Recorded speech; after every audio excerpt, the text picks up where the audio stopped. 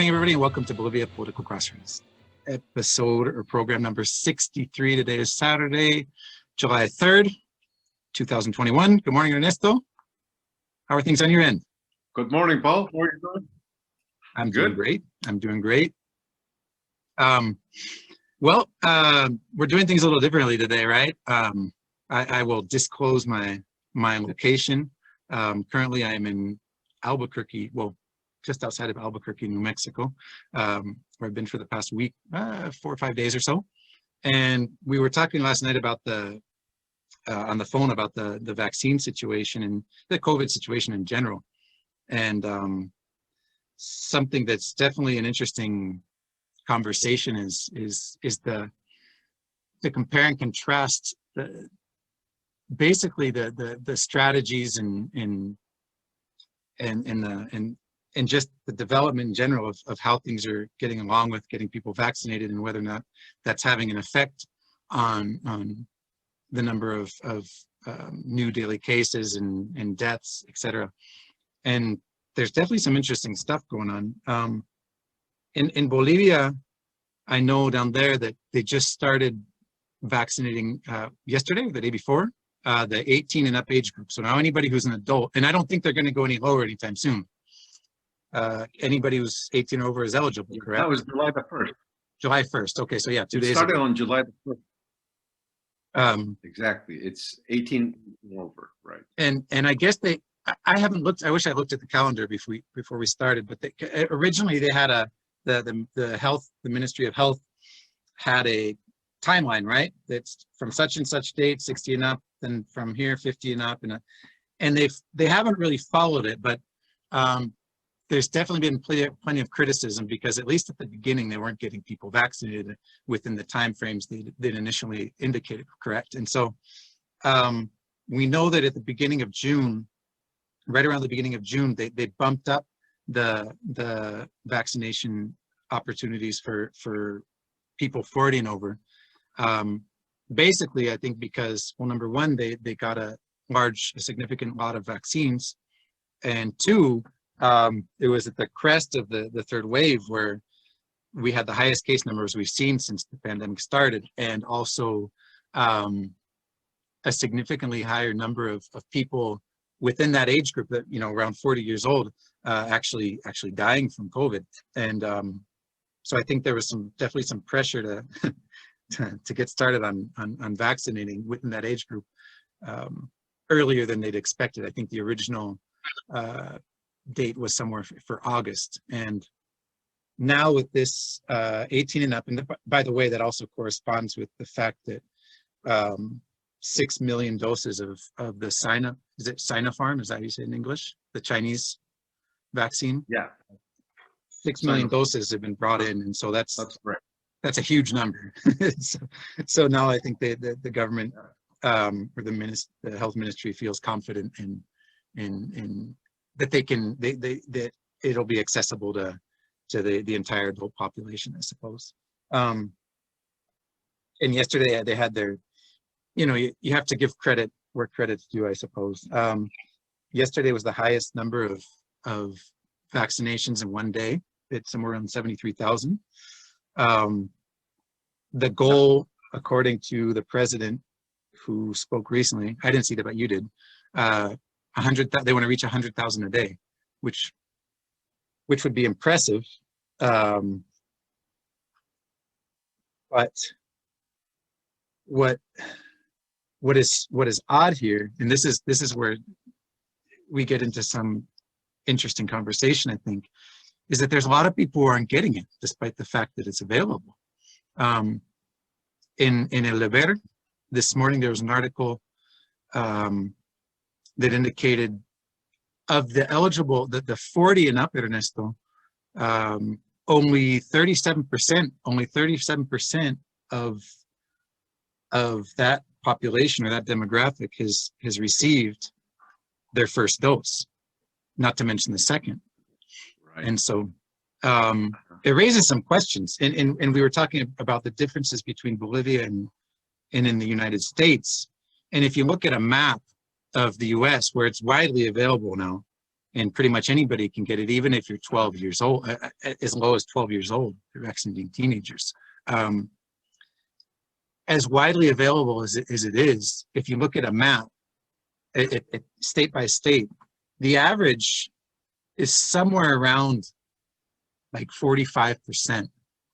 45% of the eligible population is vaccinated. Now that's fully vaccinated, if I'm not mistaken, or at least has the first dose. Okay. Anyway, the point being that that's a similar number to what you see in Bolivia. And here, do you want me to put this up? I'll put this up here. Here we go. So if you look here, here it is, US COVID vaccine tracker. Now it's going to reload it on me. Okay. And you would expect, or you would, my inclination was that in the United States, you would see basically a higher percentage. So if we go to the top of this here, let me zoom out here. Sorry about that. So the dark green is, percent. If we go, let's do one dose, because in Bolivia you don't have a lot of information with fully vaccinated. Darkest green is 60%, and the lighter, but the lowest gets is 40. So it's a bit higher, but if you look at the map, only maybe 10%, 15% of the states are that 60% or higher, and most of them are closer to 40, 50%, which here we have down here in the south 30 to 40%. But the point being, in general, low. Yeah, it's very low. I mean, in general, Washington's pretty high, 62. Of course, the West Coast. California is very high. But it's not that different. Like if you get away from the West Coast, Washington, Oregon, and Idaho, or Washington, Oregon, and California. Sorry, high, right? New Mexico's up there too, and there's some. Yeah, well, New Mexico's actually high. I think it's the highest in the country, with a couple exceptions over here in the Northeast. Delaware, I think, has got like 100%. But anyway, no, that's by age group. But in general, I mean, if you look at the big picture in the States, it's not that different than Bolivia in terms of how many people have received the first dose. Yes, it's higher, but I would have expected to see higher numbers than what I am. And that raises the question of why is that happening? So what I'm getting at is, to me, it seems like a trust issue. People don't trust the vaccine, or they don't trust the media that coronavirus is being exaggerated and that kind of thing. And I don't know. I don't know how else to explain it. And I don't know how do you view this? If you look at Bolivia, I think it's an interesting. Yeah. By the way, I'm sorry. Just real quick, to clarify something, we don't have data like this for Bolivia. What we do have, and it's a very different number, is what you see down here. Here it is. It's over here. If you go down the list here, Bolivia, this is the percentage of the population that's been vaccinated at this point. Bolivia is only with a first dose, 6%. But again, if you go back to people within the age group, according to the data given by CEDES, it's at 37% of the 40 and up age group has received the first dose. So this is for the whole population. So just the point that I'm making is that you can probably make a reasonable comparison based on that data, because we can't really talk about anybody. Go ahead. That 37% is 40 years old and above, right? Everything. Yeah. Okay. Mm-hmm. Yeah, that sounds like considerable amount of people. But let's make a differentiation, right? In Bolivia, the percentage of the population that's 40 years and up is much smaller than the younger population. I don't know the percentage, but in Bolivia, the population of 18 years old until 30 is humongous in comparison too. Yeah. Yeah. The last census data, I did check that before we came on, and unfortunately, the last census is 10 years old, but it was somewhere around 30% is 18 to 30, and I suspect that's right. It's probably still close to there.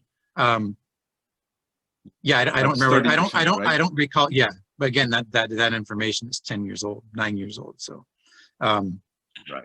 No, but the tendency is probably pretty close to that. Sure. I don't think that has changed too much. Yeah. Yeah, because that's in order to change that, something dramatic would have to happen in Bolivian society. It hasn't happened. No. Just because this has to do with the length of lifespan. Right. In Bolivia, it's shorter, and well, there just aren't too many older people. The birth rate is too high, and people die younger. So there's a lot of young population, Mm-hmm. which is pretty common to underdeveloped countries, right? Yeah. Most of developing countries are that way, and Bolivia is no different than that. So, but it's interesting the comparison that you make, because yes, the 40 years old and above are a significant amount of people, yes, and they're covered with 37%. That's pretty close. No, it's close to the U.S. average in general with the first dose. Mm-hmm. My feeling is that in Bolivia there has been a deep contradiction, right? The situation is different, I think, in the States. In Bolivia, the most important political party, which is the MAS, had as its main discourse the negation that there was any virus, right, to begin with, right? Mm-hmm. To begin with, Evo Morales and all people would say there's nothing going on. It was an imperialist. It was an imperialist invention, or by. Right. So that was the first. Yeah, that was the initial reaction to them as a political party, and then they said, okay, but we're very strong people. We're not going to contract it because we live out in the countryside and we eat quinoa and stuff. chuño. So we're pretty. Yeah, chuño and all that stuff. So it's hard when you convince all these people that vaccination is not a necessity, because there's nothing that shows you that there's the COVID. It's hard to convince them to the contrary, because I have a feeling here now that we are, well, this is a very personal feeling. Sure. Go ahead. I have never seen anybody die out of COVID myself. Okay. Okay. All I see is news. There's nothing else. Nobody you know at the beginning of nobody you know personally has died. Is that nobody that I know personally good. I had references to people that friends of friends that have died. Nobody you interact with, but nobody really close. Right. So actually, I think that's what happens to most people, because the dead in Bolivia are 16,000 people. Almost 17,000, yeah. And that's the reported ones. Yeah. Yeah, but the number of people that live in Bolivia is 11 million. No? Yeah. It's 11 million. So the percentage of people that have actually died is very small with regard to the population. I don't know the percentage. We can check it out right sure, now. I can do that for you. It's but actually it's 0.1%, basically. It's 0.1%. Whereas right. If we look at the U.S., we're at hold on. It's about, well, it's yeah. In the U.S., it's slightly higher, but again, those are reported cases. So yeah, I suspect in the U.S. they have a greater capability of tracking in actual reported deaths than in Bolivia, but they're very close actually, which is interesting. Yeah, they're very close, because finally people die, right? And Mm-hmm. It has to be registered somehow, even in a country as chaotic as Bolivia. When somebody dies, there's a record of that. The number of people that are not registered, that its death is not registered, is probably not very important, not very big, I mean. So what I'm trying to tell you with the numbers is that no human being really has seen the disastrous situation of death that is all over the place.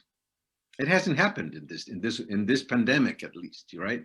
It probably happened in past pandemics 100 years ago or something, because I've seen that the death rates were higher. Nowadays, you don't see that. So actually, it's basically news. It's basically what you get. It's basically what you see on Facebook or whatever you read on El Deber or La Razón or whatever. But actually, in real life, you don't see it. So if you're one of those kind of people that says, in order to believe something, I have to see it, then you're far away from seeing that the virus has really caused a humongous death rate. So it's not there.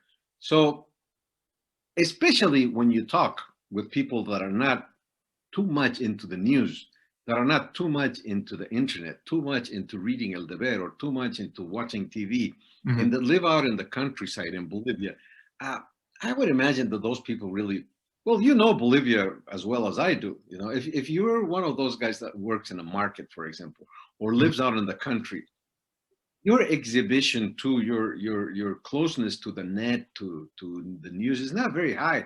So it's basically your reality is what you see people watch Telepaís. You go out. I would argue against that. Anywhere you go, they have the TV. If you go in the pension or anywhere you get, people are watching the local news.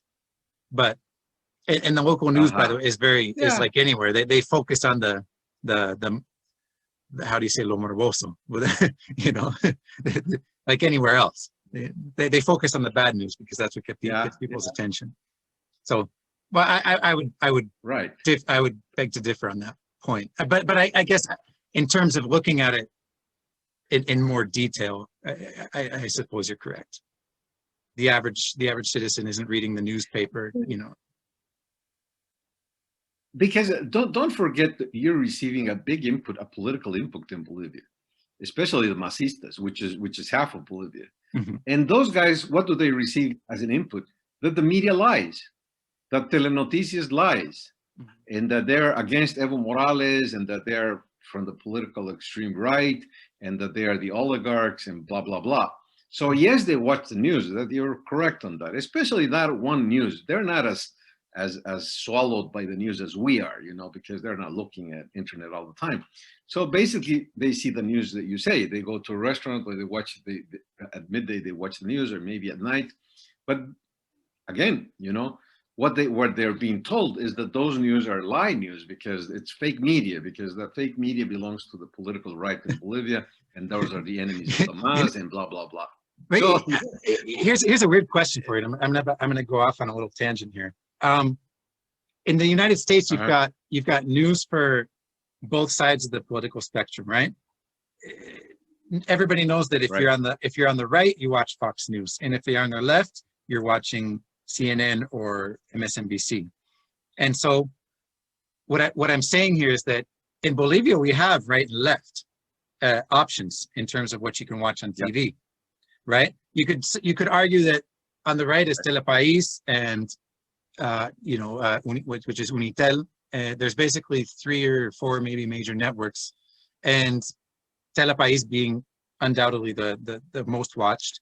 ATV is more skewed towards the center left, maybe a little bit. But on the other end of the spectrum, you have the Bolivia TV, right? The state channel, which has their own news programs, and so which is unquestionably skewed towards to make the government look good, right? Which it currently is left. Okay, so what I'm getting at here is I agree with what you say, right? The Masistas at lunchtime or when they get home, just like 80 or 90% of the population in general, are watching Telepaís on Unitel, which is skewed to the right. Right. Even though they have the option of watching Bolivia TV, the state channel, the state news channel. So why don't they? Because it's boring. Have you ever tried to watch that? It's very boring. It's no news, you know, it's no news. Forget it. You just mentioned something that's very important. What's news in the world? I was very involved with the news things in my past, many years ago. Yeah. It's not news when a dog bites a guy. It's news when a guy bites a dog. So that's what Telepaís is, right? Not Bolivia Television. Bolivia Television tries to be serious, and they're not even serious. They're just boring, you know. So yeah, people don't watch that too much. I agree with you. They watch Sinopharm because that's where that's the more news, exciting. the news channel. Yeah, it's more sensationalistic. Yeah. Okay, yeah, it's just an interesting thing to think about. Sorry, go ahead. I went off on that, but it was just something. See, in this has been the political trend until very recently. You know, what has changed the situation is that the MAS has returned to government with Arce as president, and since Arce is president, then the whole thing has to change. Now there has to be a pandemic. Now they have to vaccinate people. Now they have to take it seriously, and it's a contradiction for them. Excellent because point, even Arce himself many times has said that there is nothing going on in this country, that this is all a lie, that this is because the golpistas wanted to take government. They're grabbing the idea. They're using the pandemic as an excuse to stay in power and postpone elections. Right. That was the whole thing. That was the whole argument. About that many times. What? Now he has to say that. Now he has to say that there's a pandemic and that you have to go vaccinate. So it's a contradiction, and people, although they're not too well educated, but they understand contradiction. So they see that there's a contradiction there. They're not convincing people. That's my point. It's hard to convince people that you've told them yesterday. It's like kids, right? If you tell a kid, hey, you know, it's not good to smoke, and then you start smoking, then what's the reality, you know? Yeah. He tells me that I shouldn't smoke, and then he's smoking the whole day. So it's hard to believe whatever you're being told. And that's what's happening in Bolivia, I think. There's a contradiction from the government, but still, you have a good number of the population that is still believing the first masista message, which is don't vaccinate. There's no pandemic, and this is the whole. And I think that's still prevalent in many circles of Bolivian society at this point. That's why they don't do it. Going back to something. As a matter of fact, actually, you've seen what? Very recently, I don't know. I think you were in Santa Cruz. This is like a week ago. There was one day in Telepaís. I saw this interview that the girl interviewed the drivers, the bus drivers. Bus drivers. And it was incredible because all the bus drivers said that they were not going to vaccinate. Absolutely, and they said it was not necessary. Why should I vaccinate? You know, there's nothing going on. This is a lie, and blah blah blah. Yes, this is Telepaís maybe a week ago, and this was an interview that the journalist was doing specifically to the bus drivers, to the city bus drivers. Yeah.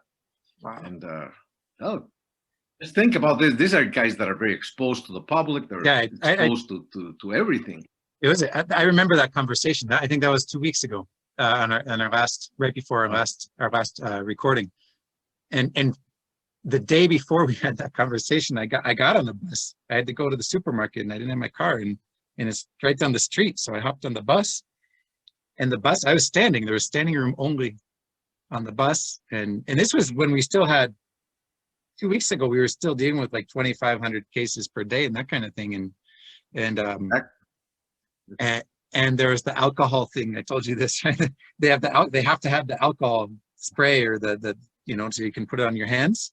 And this was like 10 or 11. Exactly. It was like 11 o'clock in the morning. So this guy had been working since, I think they started around 5:30 in the morning, and it was full. No, nobody had gotten in that bus all day was putting any alcohol. Anything. No use of alcohol. and standing room only, and so the conditions they're working in. Oh, and where was this?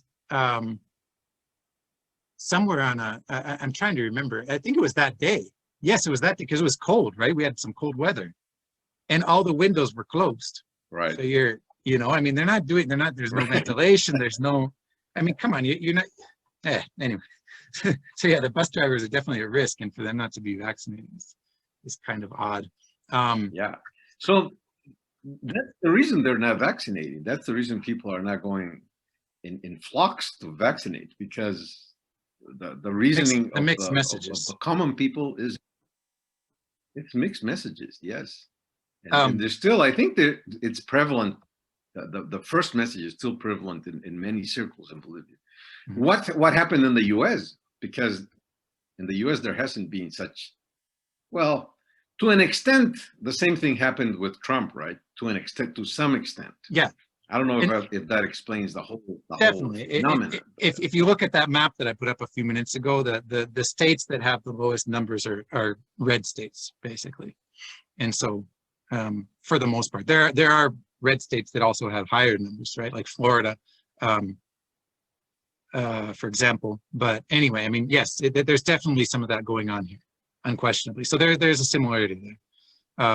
And again, it's not a right or left thing, right? New Mexico is not a red state, right? Or is it? New Mexico, no, is it a red state?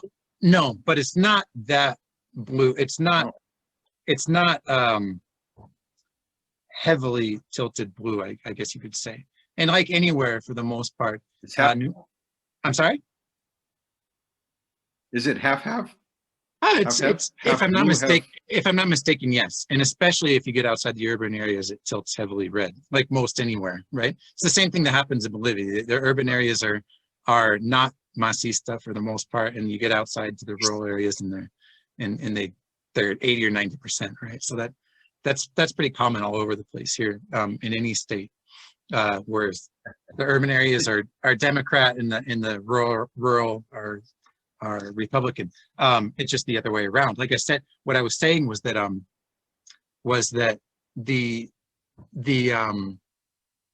it's not an ideal. It doesn't have to do with political ideology in the sense that, that Trump as a Republican was downplaying the severity of the pandemic, and that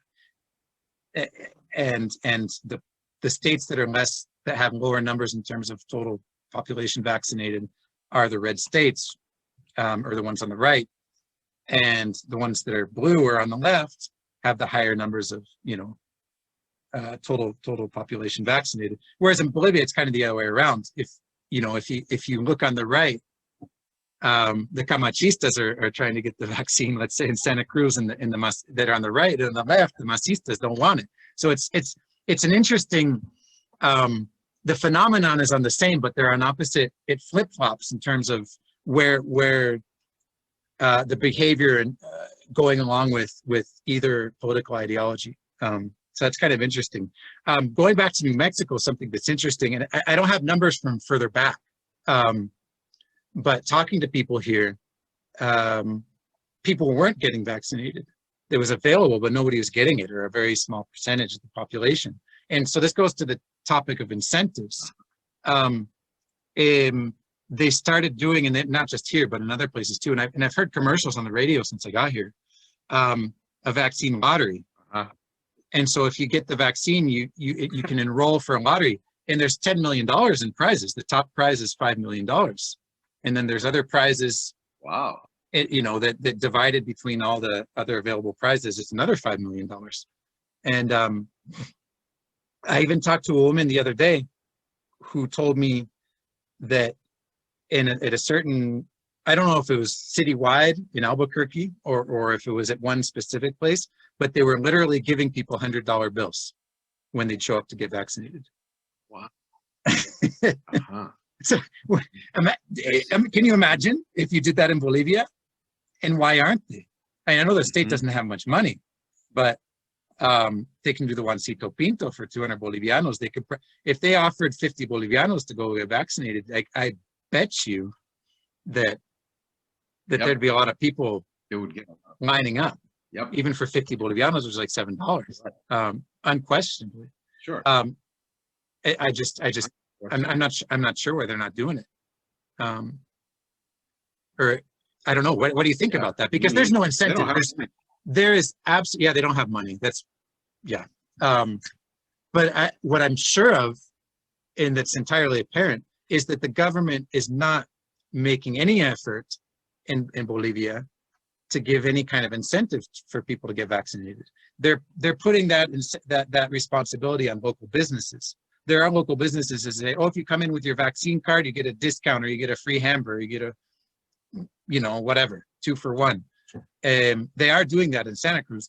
But again, local businesses have already received a huge kick in the nuts in terms of the economic effects of the pandemic and the lockdown. And so they don't have the resources available to, first of all, to be giving things away for free. And second of all, to finance advertising campaigns to do those things.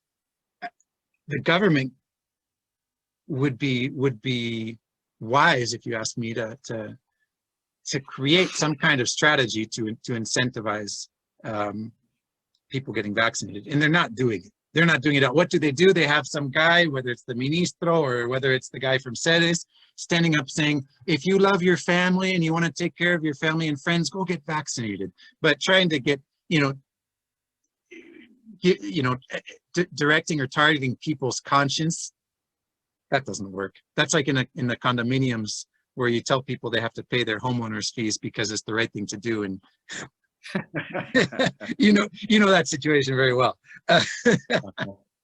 So it's the same kind of thing, right? Just telling people to do it because it's the right thing to do isn't going to change anything. And I just think that shows a general lack of competence on part of the health authorities, whether it's in Santa Cruz, because again, the Gobernación could be doing that. That we all know that the municipality, Santa Cruz, they're not in as good a situation as they were before with the financially, but the Santa Cruz city they have money to throw around, and if the national or the central government's not going to do it, why aren't they doing it? Maybe it's also because that they have to depend on the central government to receive the vaccines. And we all know that Santa Cruz has not always been receiving as many vaccines as they needed. But now with the 6 million doses of the Sinopharm, maybe that's going to change. But just summarizing that there's nobody giving incentive to get vaccinated, besides saying go do it because it's the right thing to do. Whereas in New Mexico, it worked. Look at New Mexico. Nobody is getting vaccinated, and you offer them $5 million in the lottery. and now you have 60% of the population, at least with their first dose. And that lottery is state lottery? It's a state lottery. Yeah, it's state. So each state, New Mexico's not the only one doing this. There's other places that are also doing this. Right.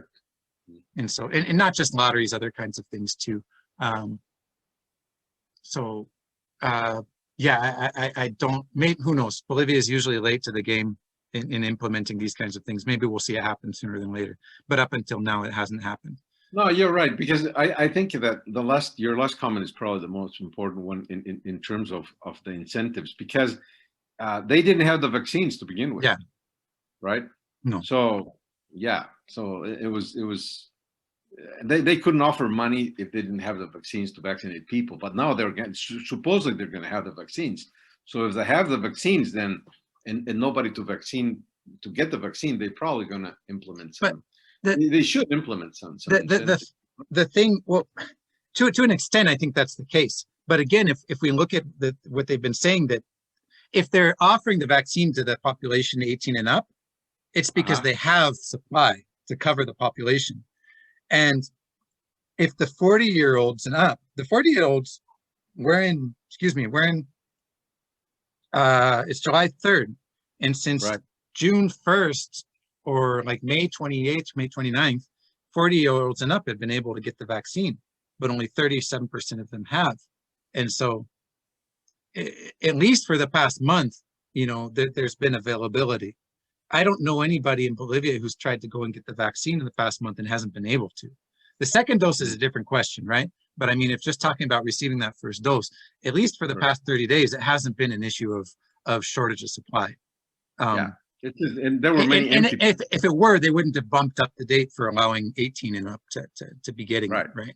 So yeah, you're right. It's because they have it. They have. But I guess also these things take time, right? You can't just say, de la noche a la mañana that, oh, we're going to do a lottery, we're going to do this. There has to be some planning, and that probably takes a few weeks at least. So to be fair. They're expecting a fourth wave. Did you hear that? Yeah. Yes. That's an interesting, I'm not sure what to think about that. I'm not, I'm not a numbers expert or anything, but if you look at trends around the world in countries that have, I'll put this up. I do have some. Okay, put it up. Graphics here. Unfortunately, the people who are just listening aren't going to be able to see this, but we can describe. I'll take a second. Meanwhile, I'll just take a second. Sure, go ahead. So here, these are just graphs that show basically, and it's by week, the case number of confirmed cases, not deaths, but number of cases over time in Bolivia. You've got, well, top you've got cases and bottoms you've got deaths. And so you can clearly see the waves here, right? This was the first wave. And this was really interesting. That, what I recall from basically the end of July on is that the de-escalation and things were normal for so long, up until mid-December, or basically when suddenly they started to climb. But you've got three very clear waves here. It's unquestionable, right? The third one being the worst at this point, probably because, if you ask me, probably because having something to do with the Brazilian variant that they say is more contagious and more lethal. But if what I'm going to do here is okay, we haven't seen numbers anywhere in the world based on a population that's been heavily vaccinated, with the exception of maybe like Israel and now a little bit in the US, but it's still so early, right? You can't, but what the trends indicate, I'm going to put in the United States here so you can see. Here, okay, so here's the US. Same, it's a by the week number of confirmed cases and deaths, and you can see the waves are. Well, here's the last one, but the numbers, yeah, the numbers. It doesn't go back, but towards the beginning of, well, I guess here it is, yeah. Confirmed. Oh, this is 2020. Okay, so yeah, but it is the highest wave. But look what happens. It drops off so sharply, and that's about the time when people started, when there was wide access or broad access to the vaccine. And if you look at other countries that are heavily vaccinated, Chile is an interesting case because Chile is actually the US has just under half of the population fully vaccinated, 47% at this point. Chile's got 56%. But what's interesting in Chile is if you look at Chile, you don't see the numbers going down. I mean, yes, if you look at this graph, they're kind of starting to. And I guess it'll be interesting to look at this a month from now. But exactly. What's kind of strange here is that the numbers haven't changed. I mean, they kept going up and up, and just very recently, it looks like they're starting to drop off, despite being the country in the hemisphere that's been at the forefront of getting everybody vaccinated. Of course, the difference there is that they're using one of the Chinese vaccines. There's Sinopharm, and there's another one that I can't remember the name of. And that, if you look at the trends, that would lead me to call into question the efficacy of the vaccine that they're using. Because again, if you look at other countries that are using, whether it's the ones in the States, Pfizer, Moderna, Johnson & Johnson, or in Israel, I don't know what they're using, AstraZeneca maybe, and I really don't know. They don't seem to be having the issues that Chile's having. Yeah. Go ahead. But see, I think there's an issue there that we must discuss, but maybe we have to learn a little bit more about this. When we see the cases, it means cases that come out positive, right? Yeah. Mm-hmm. If you're vaccinated with whichever vaccine, does that mean you're not going to be a case in the future, or does that mean that you're going to be a case, but you're not going to die, or you're not even going to be hospitalized because the case is going to be so far, yeah. Everything shows at this point that getting vaccinated isn't 100% guarantee that you're not going to get the virus, but it's almost 100% that you're not going to die from it, right? And there's a much but what I mean is, in terms of the numbers, it's going to show that you got the case because you're going to show a positive. Sure, of course, you're going to be included in the statistics if you report to the health authorities, of course. But so that's what's happening in Chile, I would bet. Is that they're including people who've been vaccinated. And what would be really interesting to see with Chile is how many people that have gotten vaccinated have contracted the virus after the 2-week or 3-week period or whatever it is of having been vaccinated. That's information I honestly didn't look for, and I don't know if it's available. But I guess going back to your initial comment about the fourth wave. Sorry to cut you off, but I don't know why they're predicting a fourth wave or talking about a fourth wave, whereas at this point, if you get people vaccinated in a high enough percent, I mean, look, I'm in the States and I've been here twice since the beginning of June. In Florida and here in New Mexico, things are normal, man.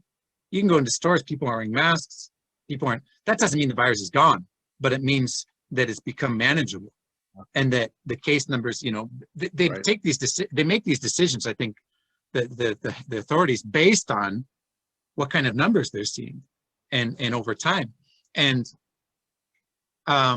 if they're confident, if the health authorities are confident into, like here in New Mexico and in Washington State, and I don't know what other states, since July 1st, since 2 days ago, officially all the COVID measures have been lifted.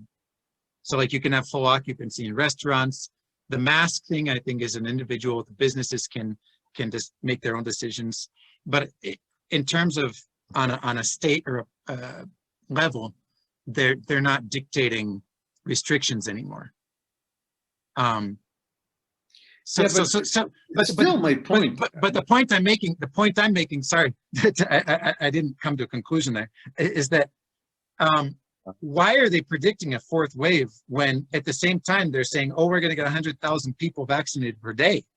And in other countries where they've got, with the exception of Chile, I suppose, at least at this point, is that they're not talking about fourth waves and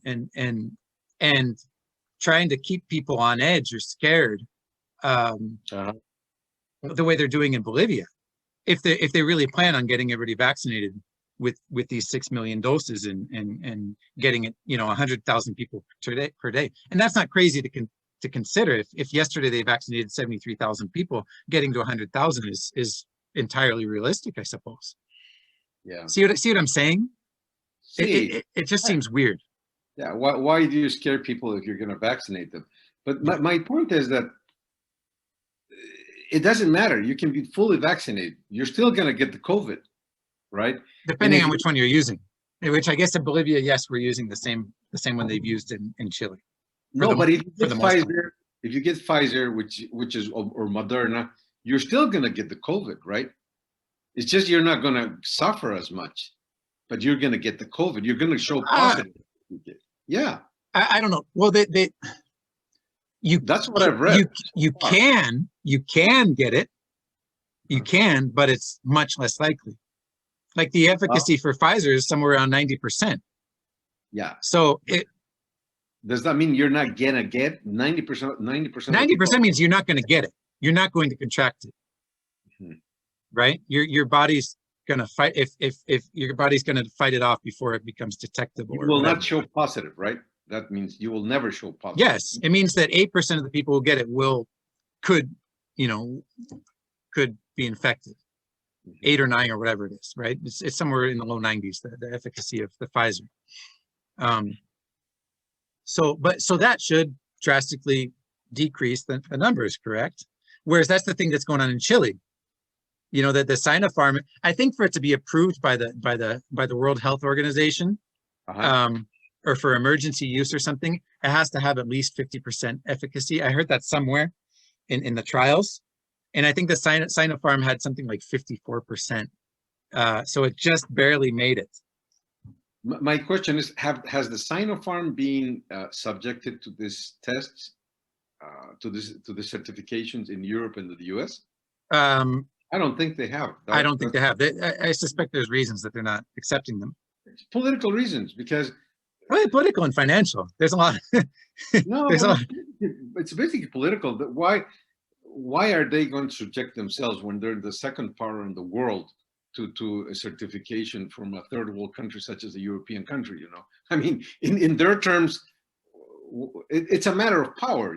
If you're a powerful nation, you're not going to subject yourself to the certification of smaller nations. Well, yeah, it's a question of standards, right? I mean, it's like they make different. You could look at vehicles. I don't know, like there's vehicles that you can't get in the US because they don't meet the safety standards that are sold in Bolivia, that are sold in other countries. But the US, you can't import those vehicles into the US because it's the same kind of thing, I suppose. They have certain standards, and there's no incentive either. If there's a vaccine that only has a 53 or 54% efficacy, as compared to, I think Johnson & Johnson is the lowest of the three ones that are being produced in the States, between Johnson, Pfizer, and Moderna. Why would you even consider it? You don't need it. And on top of that, it's and this is kind of secondary, is that obviously Johnson & Johnson and Pfizer, and those are companies with huge influences, on policy, on quite a bit, because of all the money and the lobbying and that kind of thing. And so it's not in their interest to allow vaccines like the Sinopharm and the AstraZeneca, as far as I know, is not being used in the States. But it goes back to, if you've got a better product and it's widely available and it's being produced at home, why would you import a shitty product? Sure. My point is to the contrary, is from the point of view of the Russians, for example, which is the Sputnik.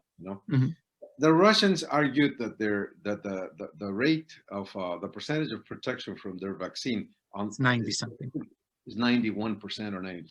Okay, yeah, that's their argument. Yeah, but if you would be a Russian, or we both would be Russians, that's a power in the world. It's not in any nation. It's one of the more important nations in the globe.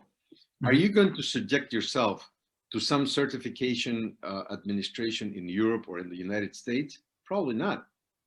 Why would you? Because you're exposing yourself to a political action. It's exactly what happened in Brazil. They went to Brazil and they exposed themselves to the Brazilian whatever junta of certification.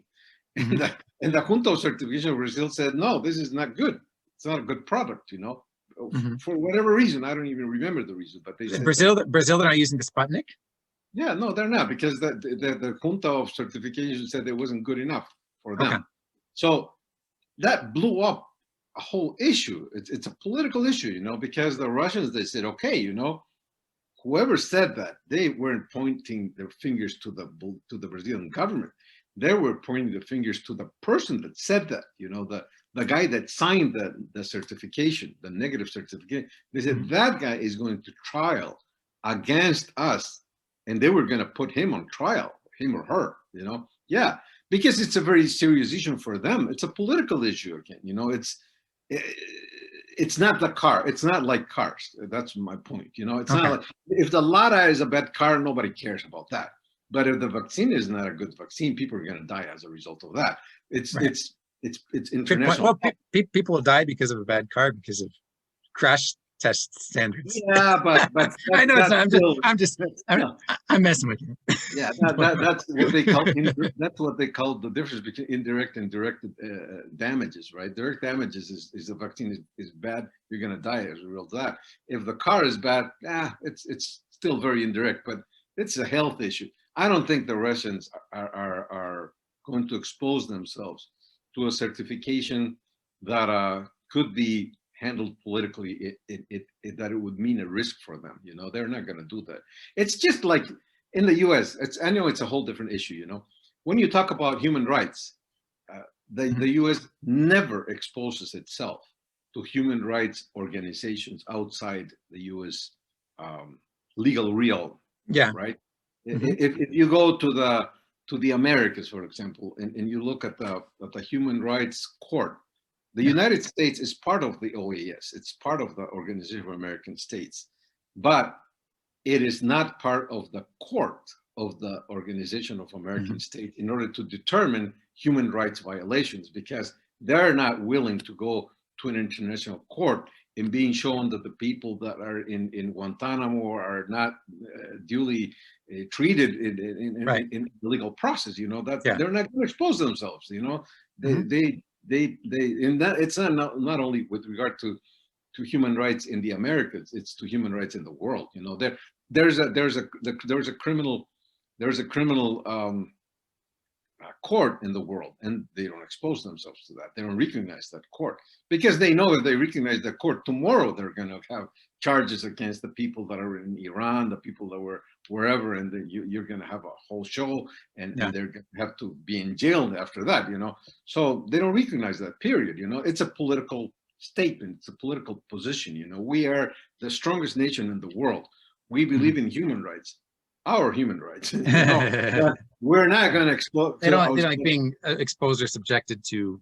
Yeah, and it's the same impositions from the international community. It's the same things with the Russians. You know, they have the Sputnik, and the Sputnik is 92% protective. That's what they say. They're not going to expose themselves to some certification agency in Spain or in Italy or in London. Or so you think they're just not interested in exporting their vaccine to save? Well, they're exporting it. They're exporting it at this point. You know, they're exporting to the third world. Yeah, they sell it, but they're not going to expose themselves to this to this certification. They're not exporting it to countries of importance on the world stage. You know, to the first world. Yes. Yeah. In summary, I would imagine. But this is just my imagination. Speculation. Yeah. They need because this question I posed to you last night, you know, when we spoke out of the podcast. People that are being inoculated with the Sputnik need to travel in the world. And myself, you know, I have been inoculated with the Sputnik, and I will probably have the Sputnik in the second jab.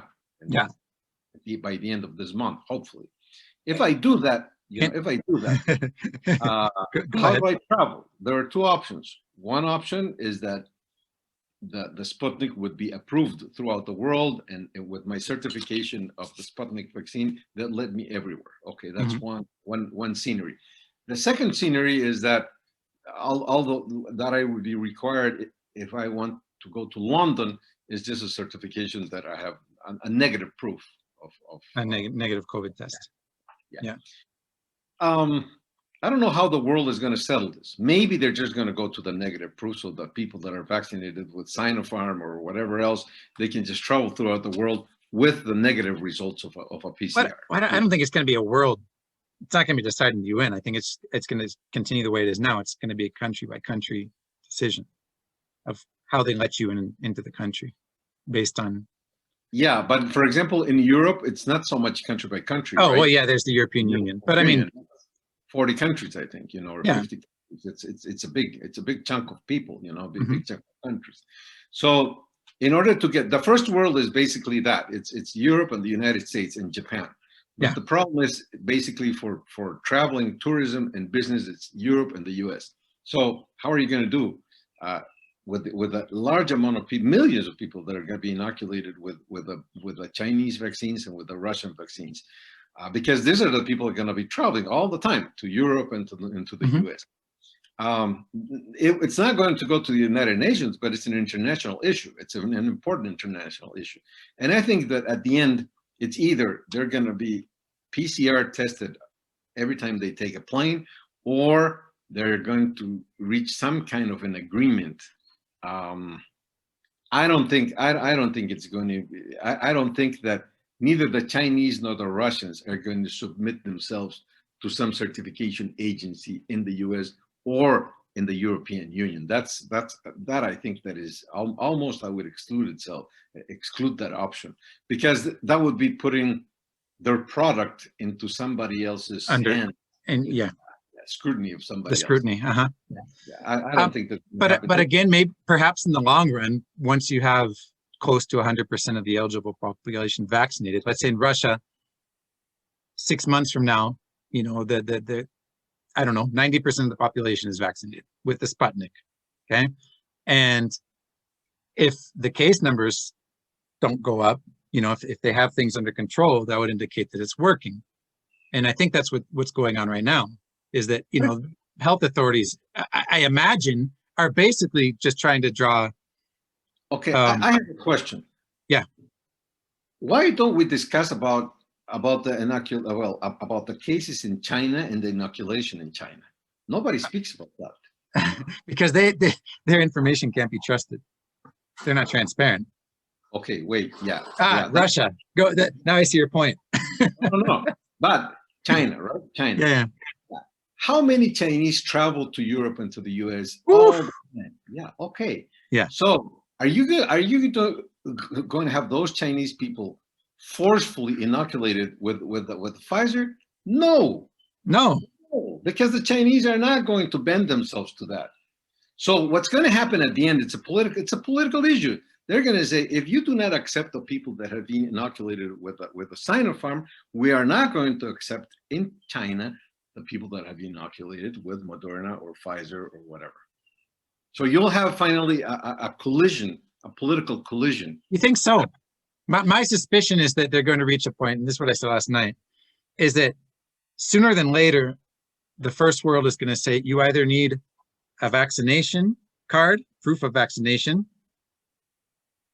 I'm not going to speculate on which ones they're going to accept, or you need a negative COVID test to enter the country. So they're going to make it an either or. Whether they exclude Sinopharm or whatever Chinese vaccines there are, and or the Russian one, I don't know.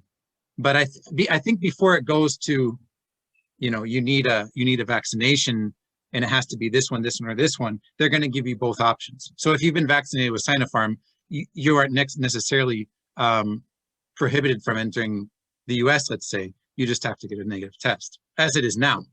But that's discrimination. See, that we always reach the political point. You know, what if you're a it's Pfizer not discrimination. Yeah, because yes, it is, because if you get a Pfizer, you can get into China. But if you have Sinopharm, you cannot get into the US. You have to get a PCR negative. It's not. It's just like it's the same as visa requirements. You need to pay and go to the embassy to get a visa.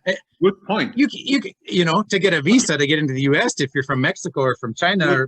No. Yours is a good point. You know why they charge and they require a visa in Bolivia now? It's reciprocity. It's basically international relations are reciprocal. When you have no, they're when always, you're in a okay. The theory is that that's the thing, but it's not so the case. You know, there's plenty of countries that the majority of the countries in the world, or the US requires a visa, a travel visa or a tourist visa to travelers from the majority of the countries in the world, the vast majority. Whereas it's not the other way around. With the US passport, you can get into most countries without a visa. Right. Or a huge, at least. It's not reciprocal because the countries do not assume that position. If they wanted to assume it, they could assume it. They could. In international relations, that's how it works. So my point is that with a vaccine, it's going to be, I bet you it's going to reach the same point. So you think that China's going to demand that people have the Sinopharm to get into the country? No, they're just going to say, if you want to get in here, you show me your PCR negative. If I have to show you my PCR negative, you show me your PCR negative. So everybody will travel with a PCR negative. But I don't think that China is too big. I'm not talking about Russia right now, because China is just humongous, you know, and the number of people that are traveling from China to the world, to the developed world, is too big. So what are you going to do? You're going to prohibit them to getting into Europe or into the US? But you're not. You're just. We're talking a hypothetical here. The hypothetical being that you can present your vaccine card for Pfizer, Moderna, maybe even AstraZeneca, I don't know, or Johnson & Johnson, but if you got Sinopharm, you're SOL. You have to have a negative COVID test, right? Yeah. That's the hypothetical. So your thing is, you say it's going to go the other way. I think it's going to go. I think it'll reach a point where you will have exactly the same treatment on both ends. That's my point. Okay. If the Western world will demand that everybody that comes from China will have to PCR, then China will demand that everybody that comes from the Western world, they get a PCR. That's my point. By the way, to get in the US, you don't need a PCR. You can use the antigen test. You can get a what? The antigen. The antigen. Okay, whichever test. It's cheaper. That's just being too picky about it. Yeah, no, that's too picky. You know, you're gonna. It's still a nuisance. Yes. It's going to be a test. So my point is that the Chinese are going to go to the position of being required the same thing on both ends. Okay. And I think that the world is going to accept that because China is too important in the world. Right. It's before the pandemic, it was kind of a pain in the ass to travel to China, from the States anyway. So, yeah, I don't know how much it's really going to change things. I guess that's my point, that's the way I see it.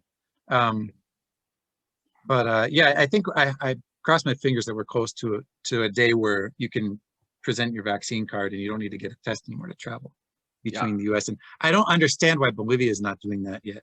So I do understand that Bolivia, the people that are in charge of making decisions in like the Ministerio de Turismo and Deporte. I don't know how to put those together. It's Turismo and Deporte, right? Tourism and sports. I don't recall. I don't know. Anyway, but they seem to do everything possible to discourage tourism in Bolivia. Yeah. And so I ask, like, why do they still demand a PCR test when you could just show a vaccine card or whatever? But whatever. In Mexico, for example, you don't need to get a COVID test to get into Mexico. But again, Mexico's first source of income is tourism. So yeah. Yeah, Bolivia, it's not, you know that. But it's like, well, it couldn't hurt them, But again, there's so many things that Bolivia could do, or the government steps that the government that would not have any negative impact.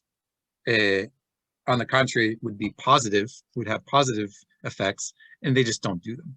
But anyway, it is what it is. You're right, and you're not right, because Bolivia has never had an important income from tourism. But they could. There's huge potential. This is a program we've been trying to do, and we can't get people. I know they could, but let's talk about what facts. It has never been important. Tourism has never been important, so it doesn't matter. You know what I mean? It's bad what I'm saying, but it's. I know, true. but that's a lack of foresight and a lack of vision on part of the authorities. Sure. It's a political position. The position with regard to tourism in Bolivia is a political position. They are a leftist government, and they don't care about the small amount of tourism that they get from Israel or from the US, basically those two countries, and they have cataloged those two countries as non-important. So but it's not that small. I mean, in overall terms of how much money or income is generated, it's very compared small to other industries, it's very small. But inside the tourism industry, the Israelis and Americans are a huge chunk of the pie, or a huge piece of the pie. If you take Americans and Israelis out of the picture, compared to, I don't know, other Latin Americans or Europeans or Asians. In La Paz, basically it's Europeans. It has always been traditionally. La Paz is French and German. I'm not saying they're the largest, right? Yes, I know that. I remember when I backpacked long ago, a little bit in Bolivia when I was first here, and I would say 80% of the folks I met, that were also backpacking were Europeans, unquestionably. But still, if let's say between Israelis and Americans is 25%, that's still significant. If I'm running a hotel or a tour company and I lose 25% of my customers because of stupid political decisions, then that's no good, And so, what I'm saying, the government isn't acting in the best interest of who it's representing, and that's too bad. But don't forget that the guys that have the hotels are not your voters if you're a Masista. Some of them, yeah, but I mean, but not the majority. Yeah. So that's what That's what they preserve. It's their vote. Yeah. That's politics. That's politics, cold politics. Yeah. I won't argue with you there. Yeah. But that's true, you know. That's cold politics, and they're very good at that. You know, that they've been in power 15 years because they're very cold on these things. You know, they calculate things. They're not. But is the Hamas going to lose votes because they lift the visa restrictions on Americans and Israelis? Do you think the Masista in El Chapare or the one in Tupiza that has a little backpacker hostel cares about that? No. Or the coca grower? I don't think any of them care. No. That's not true. I think that the discourse in Latin America, the anti-American discourse in Latin America, gains points. That's why it's used. And the more that they speak about imperialism and American imperialism, blah, blah, blah, blah, blah, gains them votes inside Bolivia. That's why they're doing it. They wouldn't do it otherwise. Just look, whenever there's a problem in Bolivia that harms the government of the MAS, mm-hmm. they immediately look for some problem with the US. Mm-hmm. And the US doesn't even hear about the problem, but they don't care about that. It's not important for them, you know. All they care is about the local impact. Mm-hmm. They're not impacting people in New Mexico. They're impacting people in Bolivia. And the way to impact people in Bolivia is to be anti-imperialist. That's all you care about. You care about what you have there. No, they're very pragmatic. You know, I think that the Mas people are extremely pragmatic. But yeah, I'm not sympathetic to that. You know, I get what you're saying. Yeah, but they are very pragmatic. You know, and whatever they're doing, the anti-imperialism discourse in Bolivia and in Latin America has always been very important for politicians on the left. They live out of that. Yeah. All right. Anything else you want to add here before I think we're at about an hour. I always forget to control the time. You're good at that. How far in are we? We're over an hour. Yeah. All right. Yep. We can wrap it up here, but it's been an interesting discussion. It has been, yes. I never thought it would be because it's a political issue, and I think that it was important to put politics in the vaccination. You know, and there's a lot of politics into this. Yeah. That's why in Argentina they don't have anything but Sputnik, and that really has to be important. That's an issue for analysis. You know, how can a country as big as Argentina, because Argentina is not like Bolivia or Peru or Paraguay. Argentina is the third biggest economy in Latin America after Mexico comes Argentina. But Argentina historically has been the seventh more developed country in the 1940s and 50s. Yeah, it's a very important country. In the 20s, it was the third largest economy, if I'm not mistaken. Yeah, so how can you understand? How can you think that Argentina would be dependent on the Sputnik vaccination, second vaccination? It's politics, because the Argentinian leadership thinks that no, they shouldn't allow the Pfizer or the Moderna or whatever. It's a political position, and the question being, is that smart? To them, it is smart because it's votes. It's their votes. It's the Argentinian left. If they let the Pfizer in, their discourse starts breaking up. So what they do is they just keep themselves. But even in countries that are under, well, I don't want to get too into this because of the time restraints, but there's plenty of countries that are not leftists, where the access to those to the American vaccines is very limited.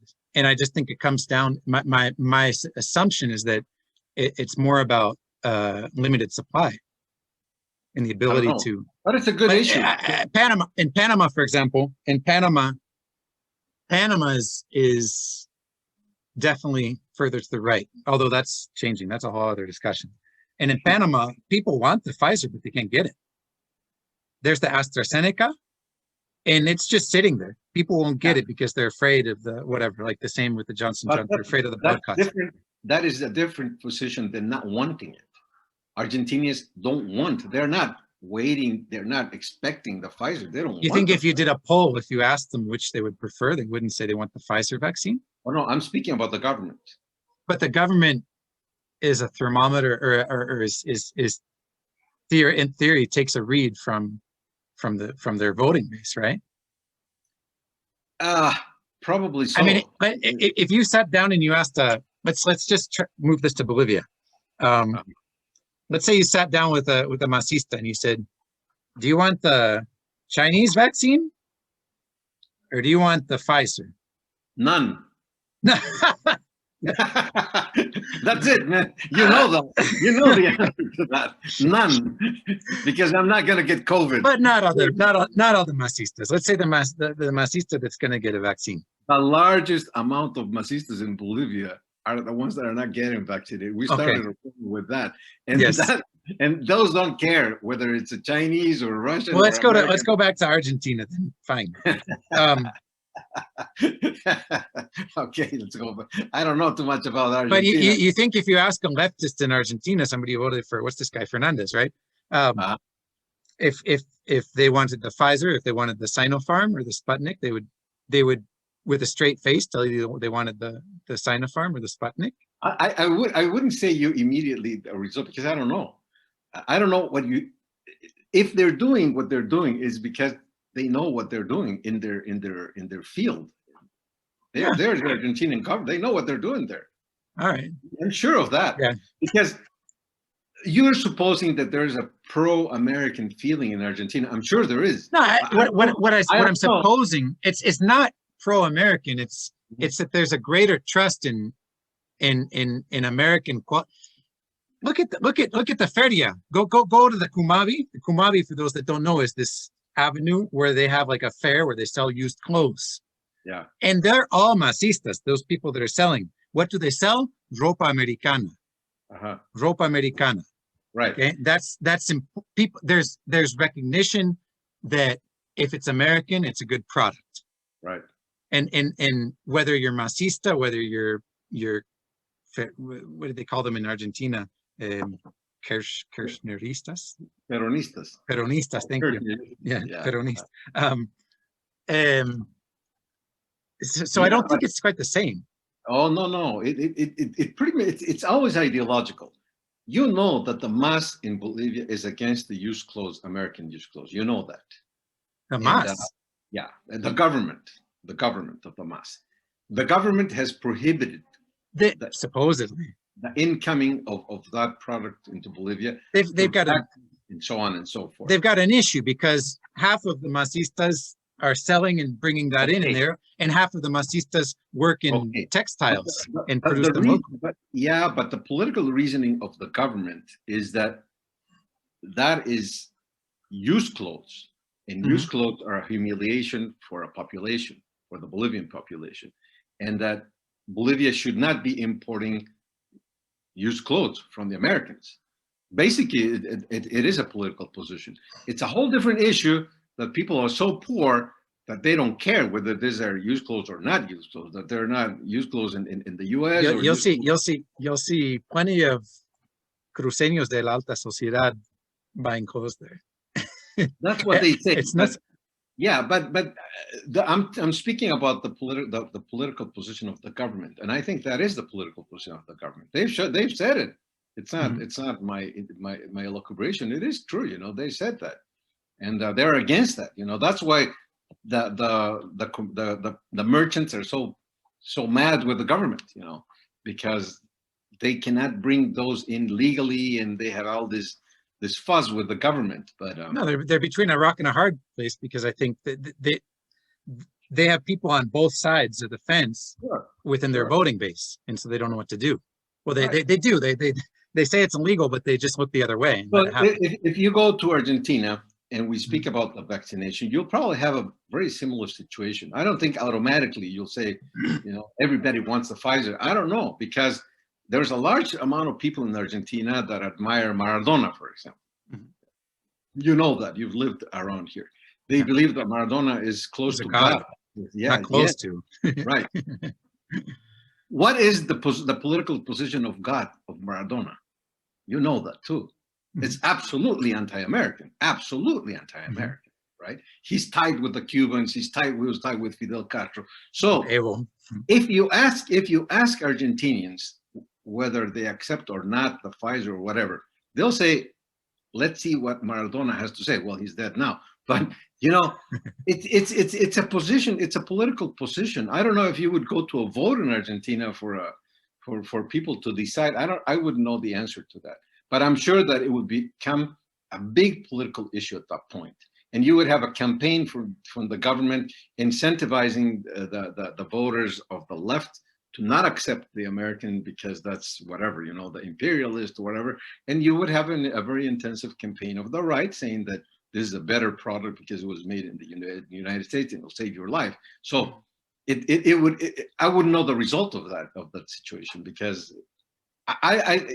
what I'm trying to say is that it's not easy to say, oh no, they'll accept it.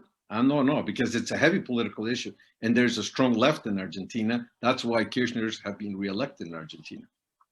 Yeah. Despite the fact that the previous president was, quote unquote, a good president, a guy that was whatever, had good policies, it doesn't matter. Kirchner won again with Fernandez, and it's the left, you know. So yeah, it's political. That's what I mean. Everything tends to be political in life, you know. Everything tends to be. And like in the U.S., I was listening because you're now in New Mexico. I was riding out yesterday downtown, and I had a lot of time in my car. Man, I put a New Mexico radio station just to hear what's happening there, you know. And big discussion about the vaccination. What was the discussion? Political. It was a political discussion. Because they say, you know, hey, come on, you know, what is this? The whole issue in question in that Albuquerque radio station was that, you know, we should just go out. We should go out without any trouble.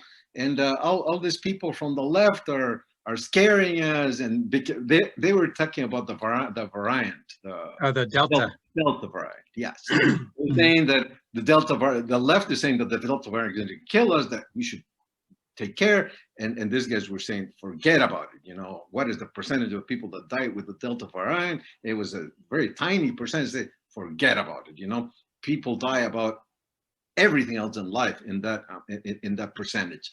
So the Delta variant is no different than having cold, or no different than driving a Russian truck in the middle of I-70. You will not get killed unless you're an unlucky guy.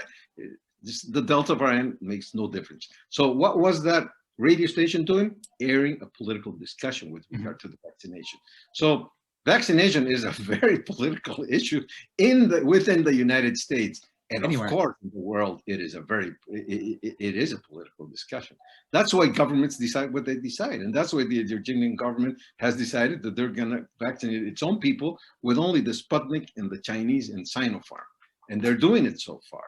And I don't know if it was smart or not. I think it's not smart, but it's a political position. And I uphold the political position. What about Chile? Because Chile's not a leftist government, is it? No, it's not a leftist government. I don't know what. Why do they have all the Sinopharm? Or I think there's two Chinese vaccinations. One Sinopharm, the other is Sina something. But anyway. Yeah, but it's still Chinese. It's still Chinese.